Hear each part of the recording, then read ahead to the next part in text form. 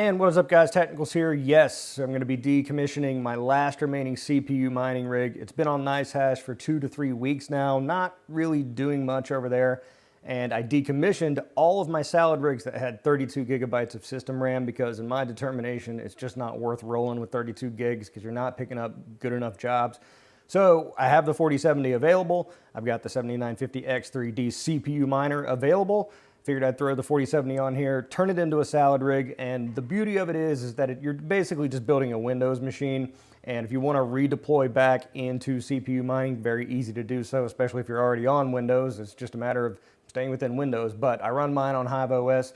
Be a simple matter of pulling out the hard drive, putting in a Hive OS image, and just going from there. I've got spare hard drives and NVMEs, so I can just take it out, put the other one in, and I'm good to go. And also it's a good opportunity for me to introduce this, my CPU mining stand. I'm constantly talking about how I sell these stands on Etsy, which I'm going to continue to do because they have the customizable faceplate.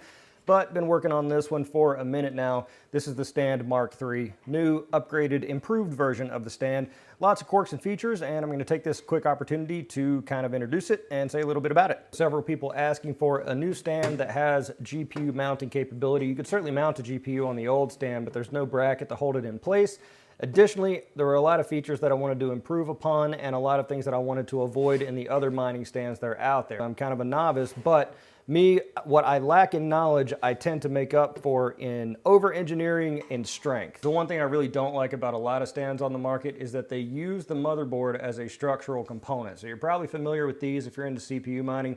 These are the cheap stands that are kind of floating around there, and you just attach them to the motherboard and it sits like this. But what I really don't like about that is it's using the motherboard as a structural component to hold itself in place. Now, motherboards are strong. I'm not saying that that's gonna break or anything like that, but it just irks me and I don't like it. So I wanted something that holds the motherboard in place, and all my designs, all my stands use a top plate that the motherboard's attached to, so the motherboard's not absorbing any of that stress. So new and improved top plate, a little bit thicker. The standoff screw or the screw ends are now heat fused into there instead of just pressure fit.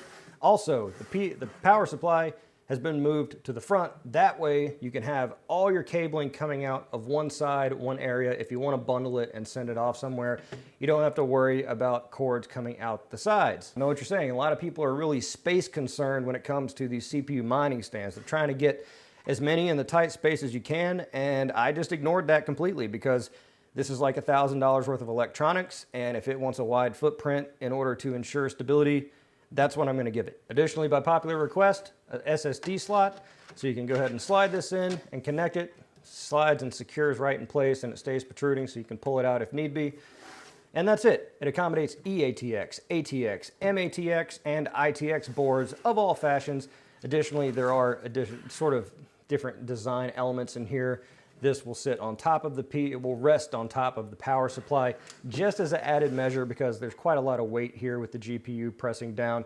This will prevent bowing because a lot of times these things are going into high heat environments, and it does not matter how much infill, how thick, whatever. This can only go so far in terms of heat anyway. Now, I haven't had any significant issues with mine because I tend to build mine pretty thick, but I don't know what sort of environment a lot of people are going to put it in, so I have to over-engineer it for that. Now, if you want to buy stands that stand everything up like this, they're a lot cheaper. They work just fine. I have no reason to believe that they wouldn't. But for me, I want to make sure that all the weight of the motherboard is down. It's got a wide footprint.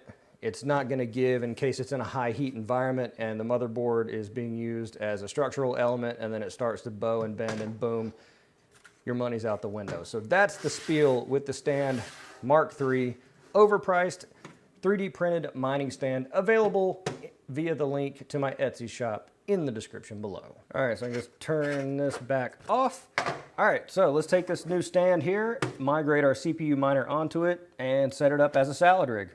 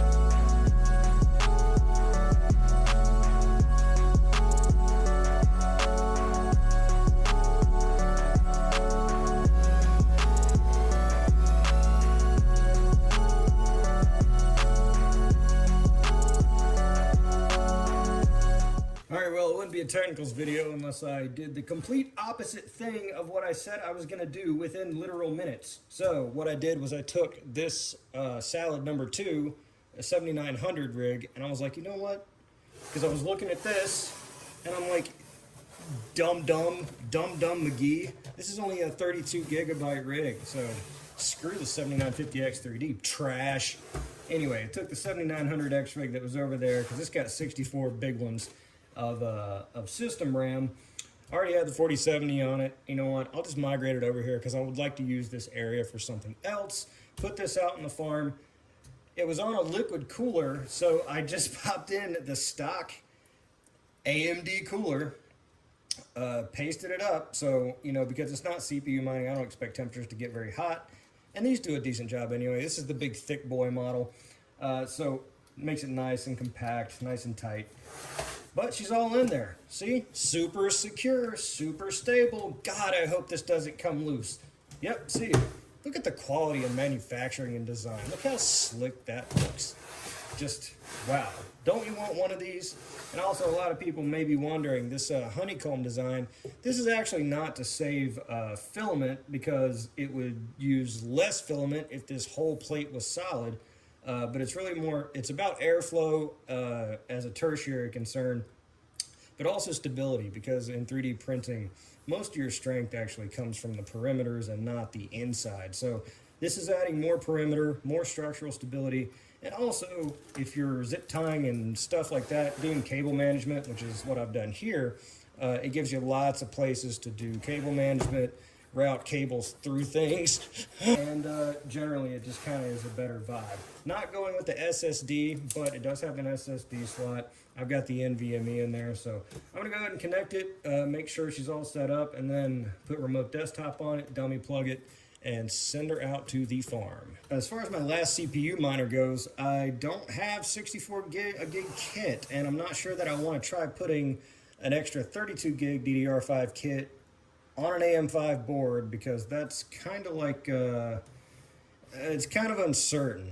I'm not sure if that's still really an issue, but man, when I built these things originally, before I knew that was a big issue. So, you know, I'll check prices. If I can get a good deal on a 32 gig kit of DDR5, you know, maybe that's worth doing. Now, I have this 96 gigabyte kit of DDR5, but that's for my new system build, my new main rig build. I'm not going to use that. So I'll check online. If I can grab some, then maybe. But as of right now, because this isn't making anything, I'm just going to set it over here. Yeah, I'm going to put a 7950 X3D rig over here as a doorstop, because that's the current state of things. Although I suppose if I did buy it, because I've already got sunken cost in this and I don't subscribe to the ROI model, you know, I only buy things with money that I already have. I don't invest in things and wait for a return. I don't think of it that way, and you can tell me I'm dumb and whatnot, but if you want to compare bank accounts, then pull up. Because if I can get a 64 gigs in this thing, and it pulls $4 a day jobs, you know, that's like $3 and something in profit, because it doesn't pull a lot of power.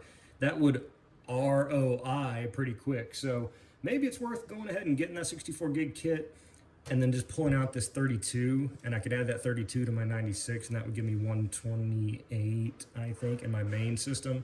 Although my main system already has 32 in it. Anyway, without doing the math, this is the point of the video. It was really just a reason for me to grift over my new Mark III CPU / salad / warthog / CPU or computer test bench stand. So pick these up in the link in the description below. I'm gonna get this connected, start pulling my money from Salad. Appreciate you guys stopping by.